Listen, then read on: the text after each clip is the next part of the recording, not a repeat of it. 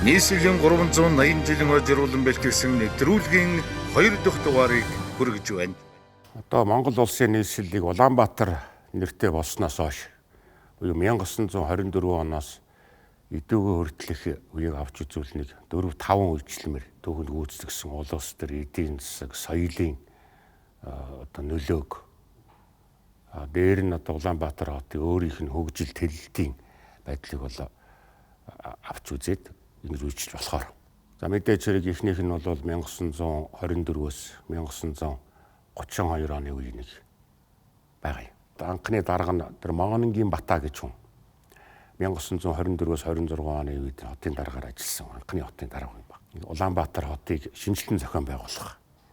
Энэ тэрийг залуучуудын хүчин дээр толгуурлах шинэ Улаанбаатарын өнгө төрхийг бий болгох чиглэлээр их содон төргөн арга хэмжээнүүдийг авсан түүх байдаг. Хамгийн нэгдүгээр хот тогтчлтын асуудлаа монголчууд ийдгээ оролцсон байдаг. Тэгээ энэ дээр их зохиолч нацагд орж тэргүүтээ залуучууд их том үр гүйцэтгсэн. Бүх цэргүүдийг янданд байсан хоригдлуудыг энэ ажил татаж оролцуулсан. Тэгээд энэ Улаанбаатар хотын одоо хогийг нэгдүгээр цэвэрлээд дээр нь цэцэрлэгжүүлэх ажил хийгдсэн байдаг. Энэ үед Монголын оюун санаа соёлын томоохон төв байсан хүрээг орчин үеийн улсын нийслэл хот тулах ажлын суурийг тавьсан юм. Энэ цагаас хойш Улаанбаатар хот Монгол улсын улс төр соёл, боловсрол, шинжлэх ухаан, аж үйлдвэр худалдааны гол зингилаа болон хөгжсөн юм. Дараагийнх нь бол 1932-оос 1946 оны нэг үе бий. 1932-оос 46 бол Монголын нэг эд улс төр эдийн засаг оюун санааны хямралын үе. Энд бол үндсэндээ хөгжил явагдаагүй. Зогсцсон үе бослого мэ гарсан. За тэгээд улс төрийн хэлмэгдүүл хөмбийн хэрэг, эндэн дэмдийн хэрэг тэгэл одоо 1939 он халах гол тэгээд дэлхийн 2 дугаар дан ингээд ерөөс Монголын хөгжлийн нэг хэсэг юм зогсонгүй баг. Аль аль нь зогссон. Нийслэлийн хөгжилж энэ эхлэлтийн сайн эхлэлүүд бүгд зогсцсон үе. Зогсонгүй гэж хэлж болохоор. Тэгээд Улаанбаатар хотын дараагаар ажиллаж байсан олон хүн хэлмэгдсэн. Зарим нь 2-3 сар ажиллаад хэлмэгдсэн. Бүхэл юмрын докторгүй болцсон үе л дээ. Бидний хөгжилийг зогсонгүй. 1932 оны баруун ангиудыг хамарсан бослого болон тухайн үеийн дэлхийд эхний улс төрийн нөхцөл байдалтай уялдан бүгд наримдах Монгол ард улсын бодлон хамгаалах зардал эрс өсч улс орны болон нийслэлийн бүтээн байгуулалт хөгжлийн явц зогсонг байдалд орлоо. 1930-аад онд улсын төсвийн тэн хагасыг 1939 онд 3.2-ыг зөвхөн бодлон хамгаалах салбар зарцуулсан байдгийг. Авгай хэх орны дайны жилүүдэд эдийн засгийг дайны байдал зохицуулж бүхнийг фронтод бүхнийг ялалтан зориулснаар эдийн засгийн нийт салбар зогсонг байдалд орсон байна. Дайн дуусны дараа л энх цагийн бүтээн байгуулалт эхэлсэн түүхтэй. 3 дахь үеч нь бол 1946-аас 1954 оны үе гэж. Дараагийнх нь нэг түүхэнд нэр тодруулж энэ цаг үетэйгээ хамт бас содорч гарсан хүн бол тэр Бага гэж хүн бий. Энэ хүн 1944-өөс 56 оны хооронд Улаанбаатар хотын дарга байсан. Тэгэхээр энд бол Улаанбаатар хотын нэг шинэ хөгжлийн үе эхэлсэн байгаа шүү дээ. Шинэ Монголын соёлын голом болсон Улаанбаатар хот бол Монгол ард улсын нийслэл маань 1946 онд Монгол улс дайны байдлаас гарч энх цагийн бүтээн байгуулалтад шилжлээ гэдэг шийдвэр гаргасан. Тэгээд энэ бүтээн байгуулалтын одоо эхлэлээ гэдгээ тэр монголчуудын том бэлэгдлийн дагуу төв талбайгаас эхэлсэн байна. Тэгээд 1946 онд Сүхбаатарын гүшиг босгоод төв талбайгаа одоо тогтчуулаад бүтээн байгуулалтын ажлыг цойбилсон өөрөө бичлэн удирдсан. Зөвлөлт холбоот улс за тэр Европын бусад орнуудыг ингээд судлаа. За ер нь бол төрийн ордныхоо өмнө том талбайтай байх хэрэгтэй байна гэдэг. Тэгээ талбай хэмжээг асуулгаад байсан гэдэг шүү дээ жавилсан. Тэгээ хамгийн том талбай гэж. Тэгэхээр манайхыг одоо хүмүүс мэдэндээ те. Намд засгийн удирдагчид хотын бүх ард түмэн барилгын ажлыг хийж эхэллээ.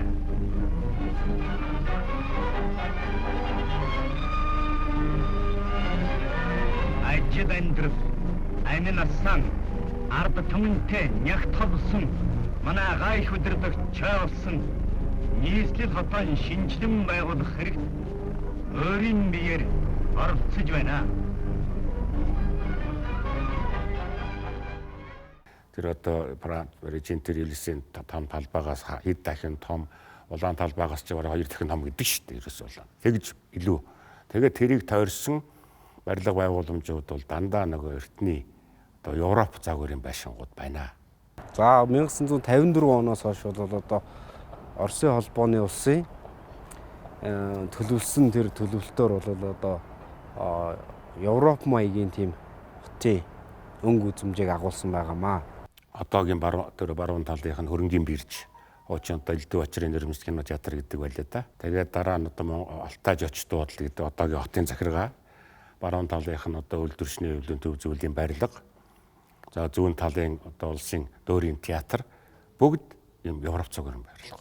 Өөрөөр хэлбэл Монгол нэг бие даасан үндэстэн юм а гэдгийг харуулах бас нэг онцлог болгож тэр Европын сонгодог уран барилгын одоо маягаар нийслэлийн хотын төвийн барилгууд бол дандаа барокко, гото маягийн уран барилгын стилээр барьж ирсэн. Монгол улсын их сургууль 42 онд өмнө баригдсан. Бас яг тэр Европ загварын багант барилгууд байгаа шүү дээ. Суурангууд. Ерөөсөө тэнд Аз загвар байхгүй. Ингэж хийж эхэлсэн гэж. Тэгээ энд бол Чавлсингийн оролцоо их байсан гэж ярьдаг.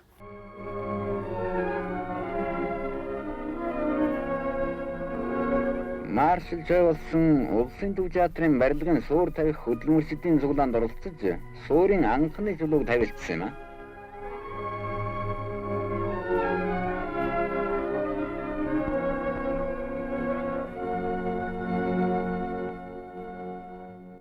$54 онд Улаанбаатар хотыг хөгжүүлэх одоо хэтийн хамгийн том төлөвлөгөө 54 онд гарсан. Тэгэхээр энэ 1946-аас 54 оны хооронд бол үндсэндээ Улаанбаатарын ерөнхий дүр төрх талбайгаасаа төв талбайгаасаа эхэлж баруун зүүн тийшээ тэлэх. За засгийн газрын ордноос өмнөх нь бол энэ хэсэгт бол одоо туулгал хүртэл задгай энэ талбай байсан. Тэнд бол ганцхан богдын зуны ногоон ордноос өөр хаах одоо юу барилга байгууламж бариагүй. Тэгээд тэр нөгөө хангардын бэлэгдэл гэдгээр төв хэсэгтээ намхан баруун зүүн жигүүрлүүгээ ингээд тэлж өндөрсөн барилгуудтай байхаар ингэж төлөвлөлт хийгдсэн гэж манай одоо Ахмад архитекторууд хамт төвчд хотын төв судлаач нар ярьдаг байхгүй. Тэгэхээр энэ бол их зөв холыг харсан тэ оновчтой уламжлал шинжил хоёрыг хослуулсан ийм үйлдэл байжээ гэдэг нь харагддаг. Манай Улаанбаатар ойрын ирээдүйд ийм хот болно. Улсаа хөгжүүлж Улаанбаатараа тохижуулахад манай бүх хөдөлмөрчд барилгачдын бүтээл хөдөлмөр өндөр амжилтанд хүргэнэ.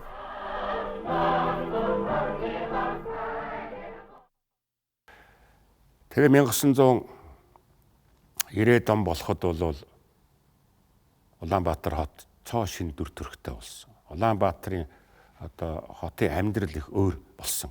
Тэгээ энэ үеийн төвөгтөл гол нь тэр мөнгө чаргалгаан 78 оноос 90 онд орон захирж исэн энэ үеийг их ярьдгийн түүхэн дөрөнд. Мөнгө чаргалгаан тухай бол олон зүйл ярьдаг ш. Дандаа өөрөө өглөө эрт гараад мотороо ингээ явган явдаг. Тэгээ хотынхоо цэвэр зэмцгэр байдал тэр хүн ардын байдлыг ингээ ажиж яваад өглөө ажилдаа ирээд шууд хурлаа хийхдээ тэр нөгөө ажилтнуудынхаа бүх асуудлыг мэдээд ярьж идэг. Архитектур руу хүртэл зөвлөгөө өгч ирсэн байдаг ш. Та нар одоо явган хүний зам тавихтаа толгоогоо нэг цаасан дээр ажиллуулаад үрдчихнээд ах юм хэрэг байхгүй ш. Тэр өндөр байшингийн дээр гараад цас орсон өглөөл тэр явгсан хүний мөрийг харцгаач та нар. Тэр чинь хүмүүсийн явдаг зам байхгүй, жим гарцсан байгаа. Тэрийг нь явган зам болгох гэх юм жишээлбэл гэх мэтийн зүгээр ингийн амьдралд ингээ нийцсэн зөвлөгөөнүүдийг өгдөг. Тэгээ өөр их нэр хүнтэй Улаанбаатар тэр иргэдийн соёлжуулалтын асуудлыг анхаарч ирсэн. Хот ингээд их огцом тэлжигсэн. За тэгээд энэ дээр нөгөө дид үтцсэн мó. Тэгээ энэ учраас тэр 80-аад оны үед бол гол асуудлыг бол энлүү төвлөрүүлж исэн гэх. 80-аад оны сүүлийн үеигт ч юм Улаанбаатар хотын хүн амын 450 мянга хүн амтай байхаар төлөвлөсөн байдаг юм байна лээ. Нийслэлд улсын хүн амын дөрвний нэгэнд суудаг юм. Түүний талаас илүү хувь нь шин суудсанд ороод байна.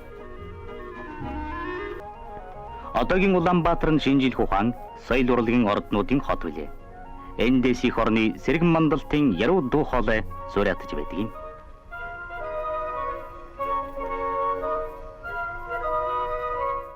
Тэгээд энэ хот бол манай энэ өнгөрсөн 20 дугаар зууны үеийн шинэ Улаанбаатарын дүр төрх баг. Ардчилсан хувьсгалын дараа 1992 оны үндсэн хуулинд хүн амьдрах газраа чөлөөтэй сонгох эрхтэйг заасан коммунист дэглэмийн жилүүдэд захиргааны аргаар хязгаарлаж байсан хүн амын шилжилттэй хөдөлгөөнийг чөлөөтэй болгосон юм. Эдийн засгийн шилжилтийн хүндрэлийн улмаас орон нутагт нэгдэл сангийн аж ахуйнууд тарж, үйлдвэрүүд хаагдсанаар ажилгүйд ихсэж, үүний улмаас нийслэлийг чиглэсэн томоохон нүүдэл эрчимдсэн юм. Ингэснээр Монгол улсын хүн амын тэн хагас зөвхөн нийслэлд төвлөрч түүнийг дагсан олон асуудлууд огцом хуримтлагдсан юм. За дараагийнх нь бол 1990-с өнөө үе хүртэлх үе гэж. Сүүлийн үед бол Улаанбаатар хотын хөгжил эдийн засгийн чөлөөт нийгэмд шилжснээс хойш бол мөн их өсрөнгөө хөгжсөн. Энэний гол өөрчлөгдсөн шалтгаан бол нөгөө хүмүүсийн төвлөр суурьшилтай холбоотой. Одоо хөгжлийнхаа үе шат болгонд бол хүн ам өсгөн нэмэгдэж одоо өнөөдрийн байдлаар 1.5 сая хүн амтай юм метрополис хот болтлоо одоо хөгжсөн байна.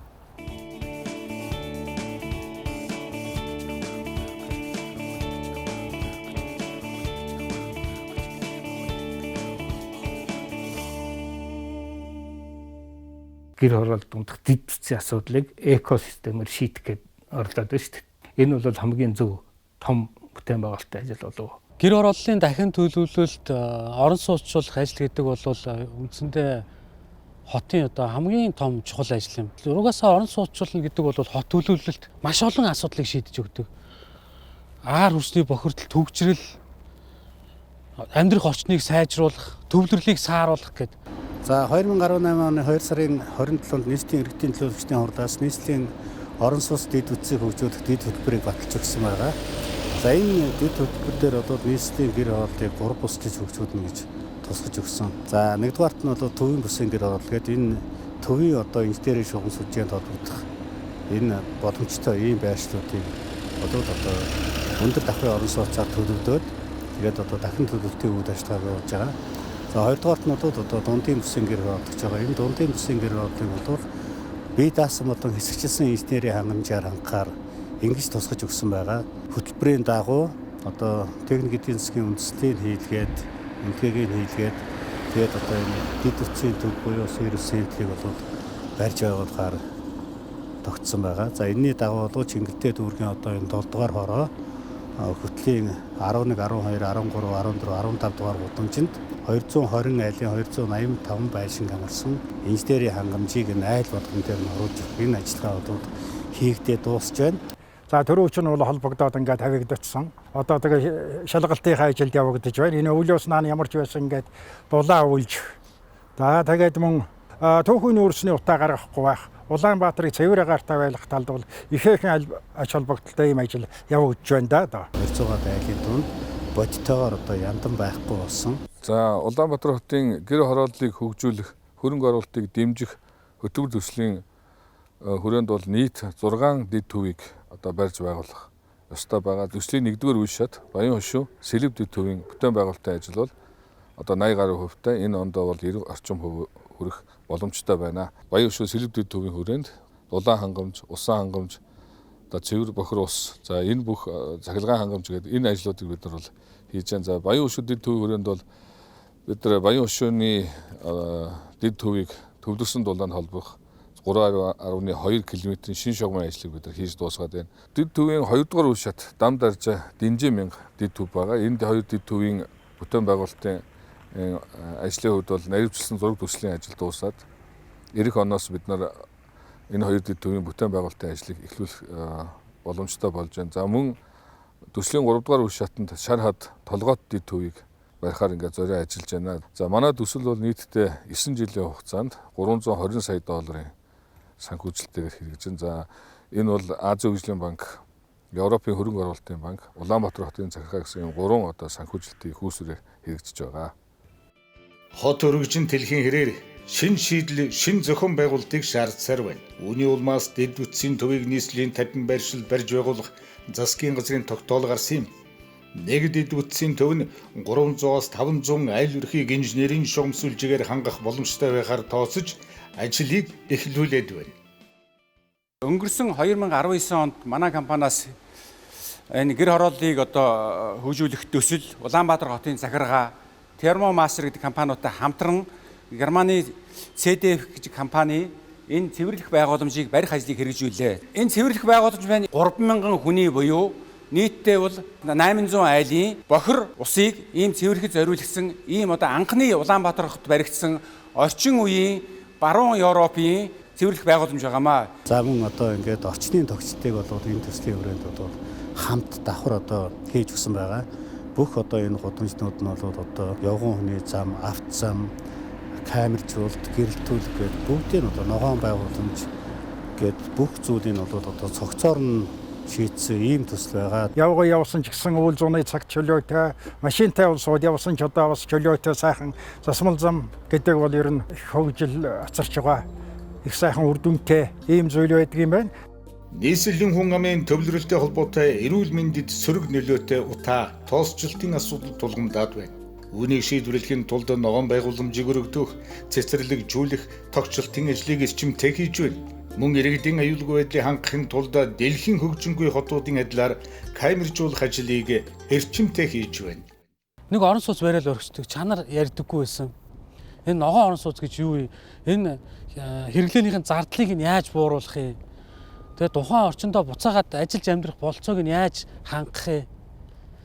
Дээрээс нь сургууль цэцэрлэг, автомашины зогсоолын хүрэлцээ, за ингээд төвлөрлийг сааруулсан байдал, тухайн орчиндөө төрөөс авах бүх үйлчлэгээ авах тэр боломж эднийг нь яаж хангаж өгөх гэдэг талаар ерөөсөө өмнө нь бид ярихгүйсэн. Зөвхөн л орон сууц зөрөө.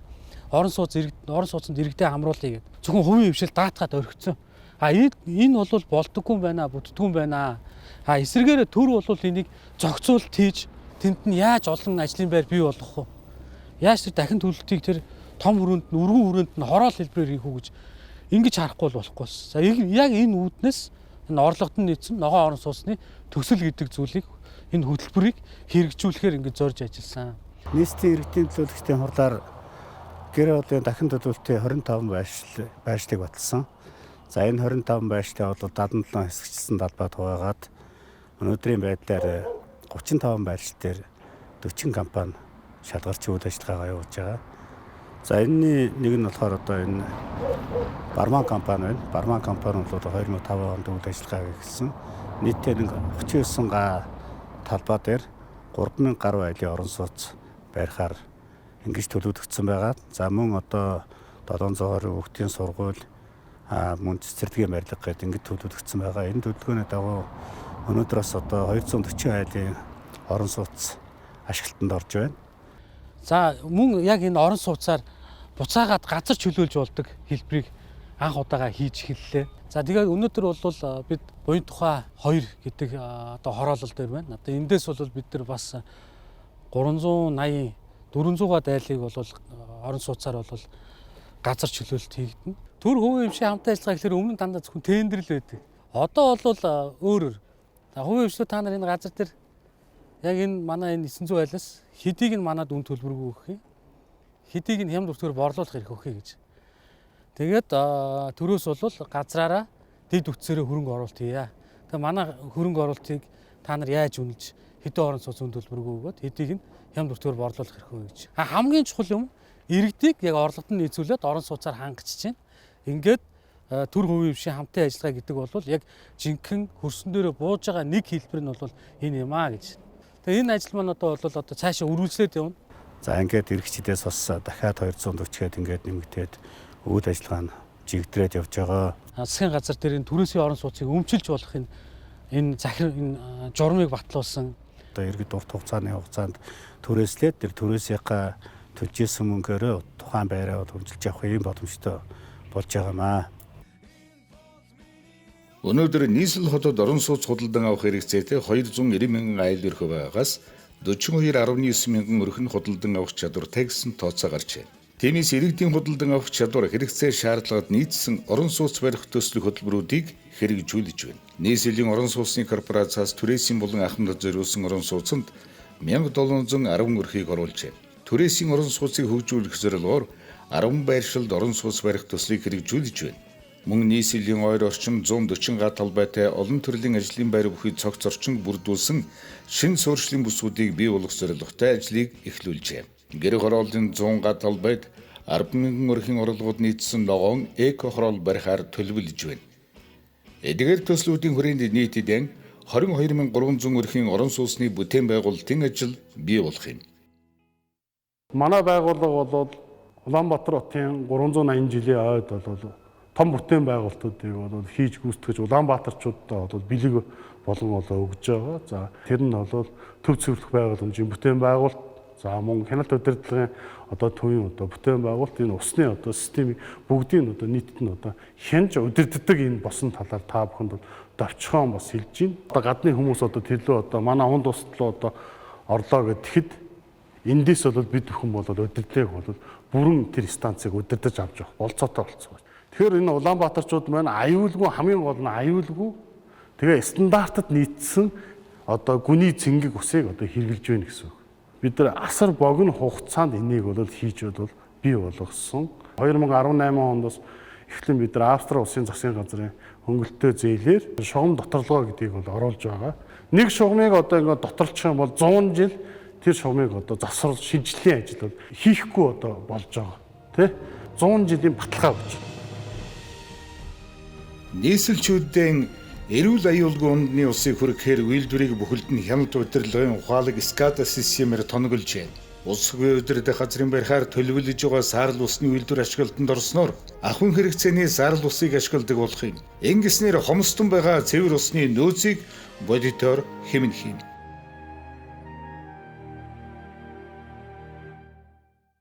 Тэгээ Улаанбаатар хот хөгжихийн хэрээр хөгжлийн бас хамгийн гол тулгуур бол зам дэд үтсийн л асуудал байна. Энийг бол сүүлийн үед бол маш их хэрчмтэй явагдлаа шүү дээ. Ямар зам харгуутай байлаа. Сүүлийн Налайхын хурдны зам сайхан зам гарлаа. Төв аймаг юу шинэ нисэх рүү явсан зам гарч байна. Яарамгийн замууд байна. Цуслангийн замууд, гэр хороол дундах замууд ингээд ийм сайхан бүтээн байгуулалт зам гүүрийн барилгууд. За нийслэл хотынхаа 380 жилийн ойд бид бол томоохон бүтээн байгуулалтуудыг хийж энэ онд ашиглалтанд оруулж хөдөлгөөнийг нээгээд байна. Энэний маань нэг хэсэг бол замын цагдаагийн ойролцоох энэ гүүрэн гарцсан дээр бид зогсож байна. Энэ гүүрэн гарц маань бол Улаанбаатар хот байгаа хамгийн том гүүрэн байгууламж. Энэ гүүр маань өөрөө 840 метрийн урттай үндсэн гүүр. За мөн анхны 3 туслах гүүр холбогдож байгаагаар анхны онцлог хамгийн том гүүр болж байгаа. Энэ гүүр маань бол дунд гол төмөр замын фрезерийг даваад Улаанбаатар хотыг хоёр талд хуваагдсан хотын хөдөлгөөнийг холбож байгаа томоохон тийм гүүрэн гарц болсноор онцлог. За мөн Сонсголонгийн даацын гүүр маань шинээр ашиглалтанд орсон байна.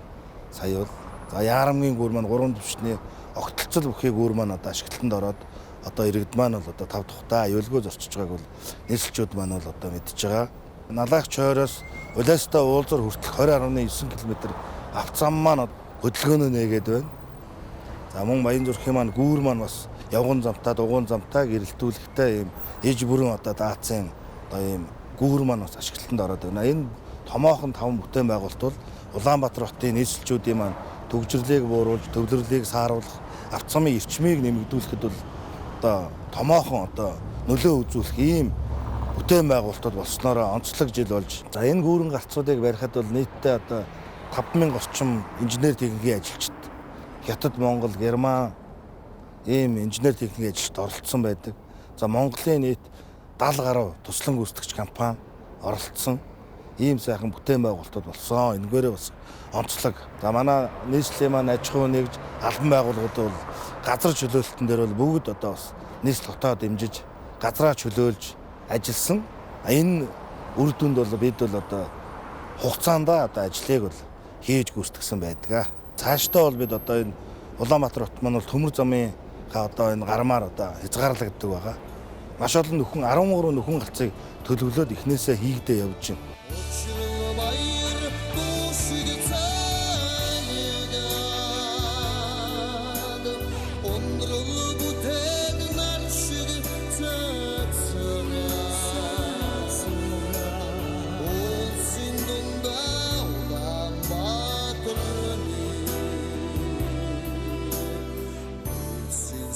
Зөвхөн 2019 онд давтал замын бүтээн байгуулалтаар 6342 км засмал зам 2759 м урт өгөрүүд баригдсан. Мөн 7.1 км дугуйн зам 2 нөхөн гарц барьж байгуулад байна. Улсын нийслэл Улаанбаатар хот маань хөгжин тэлсээр байна.